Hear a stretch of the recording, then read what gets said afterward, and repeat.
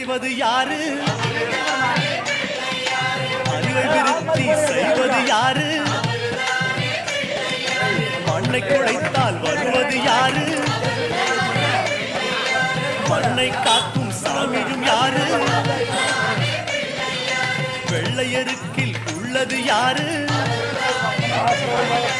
வெற்றி கொடுக்கும் நாயகன் யாரு? முன்னே வந்த சாமியும் யாரு? அவரும் வாழ்வது எங்கே கூறு?